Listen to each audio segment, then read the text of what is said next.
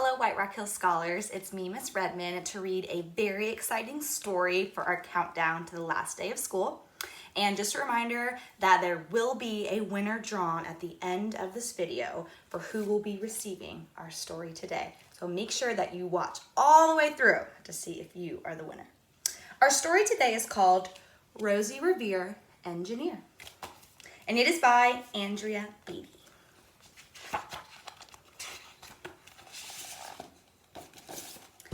This is the story of Rosie Revere, who dreamed of becoming a great engineer.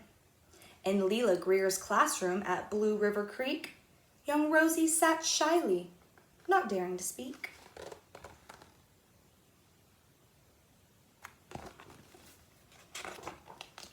But when no one saw her, she peeked through the trash for treasures to add to her engineer's stash. And late at night, Rosie rolled up her sleeves and built in her hideaway under the eaves.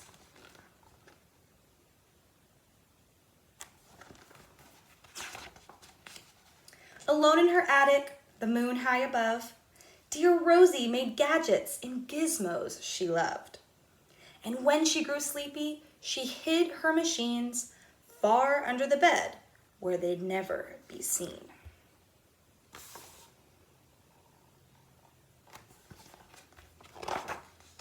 When Rosie was young, she had not been so shy.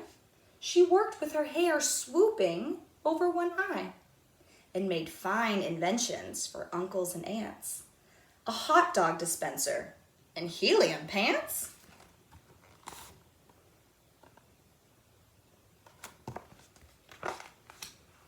The uncle she loved most was zookeeper Fred. She had made him a hat to keep snakes off his head. From parts of a fan and some cheddar cheese spray, which everyone knows keeps the pythons away.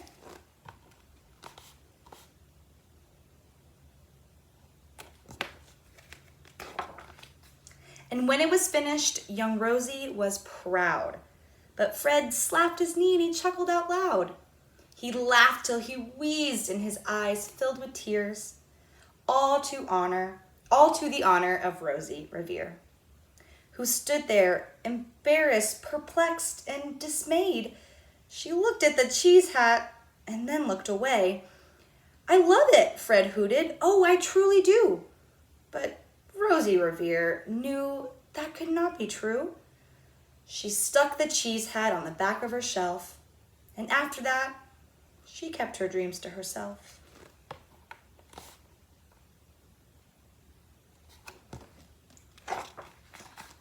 And that's how it went until one autumn day. Her oldest relation showed up for a stay. Her great-great-aunt Rose was a true dynamo who worked building planes a long time ago. She had told Rosie tales of the things she had done and goals she had checked off her list one by one. She gave a sad smile as she looked to the sky. The only thrill left on my list is to fly. But time never lingers as long as it seems. I'll chalk that one up to an old lady's dreams.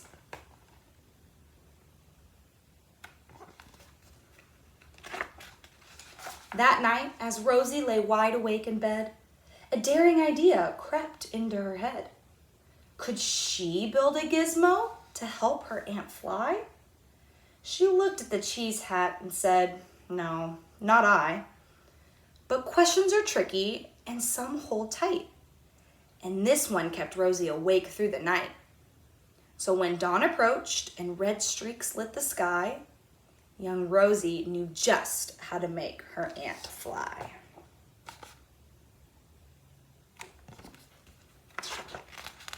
She worked and she worked till the day was half gone, then hauled her cheese copter out onto the lawn. To give her invention a test just to see the ridiculous flop it might turn out to be.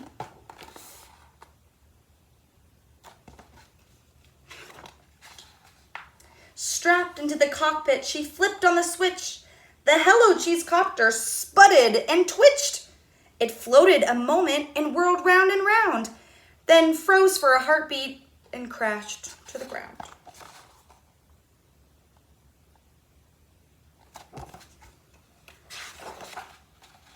Then Rosie heard laughter and turned round to see the old woman laughing and slapping her knee. She laughed till she wheezed and her eyes filled with tears, all to the horror of Rosie Revere, who thought, "Oh no, never, not again. I will try to build something to sputter or spin, or build with a lever or switch or a gear, and I will never be a great engineer."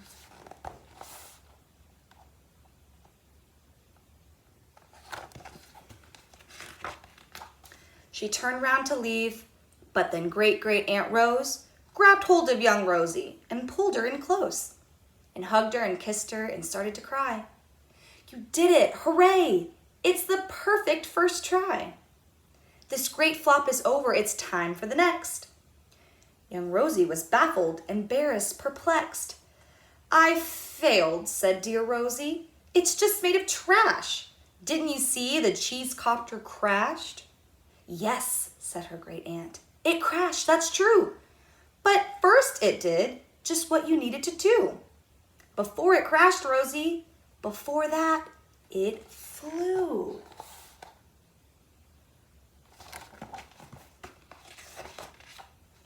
"Your brilliant first flop was a raging success. Come on, let's get busy and on to the next." She handed her notebook to Rosie Revere, who smiled at her aunt as it all became clear. Life might have its failures, but this was not it. The only true failure can come if you quit.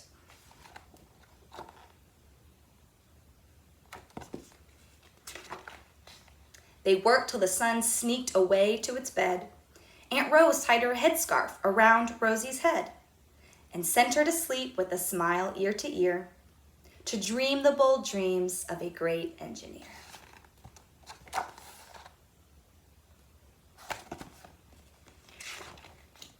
At Blue River Creek, all the kids in grade 2 build gizmos and gadgets and doohickeys too.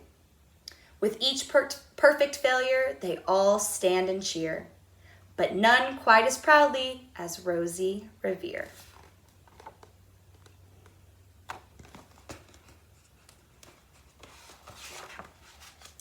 The end. I absolutely love that book. It teaches a great lesson that things aren't always going to work out the way we want it to, right? But we can't give up. We can't quit. We have to keep trying. All right, so now for the exciting part. Who is the winner of this book? Got my hat and my name's drawn in here. Let's see. And the winner is, drum roll please, Mia Gallegos Rodriguez in 3rd grade. Congratulations, you have a brand new book coming to you in just a few days. I hope you enjoyed this story. I hope to see everyone very, very soon. Please stay safe and stay healthy. I miss you all. Mwah.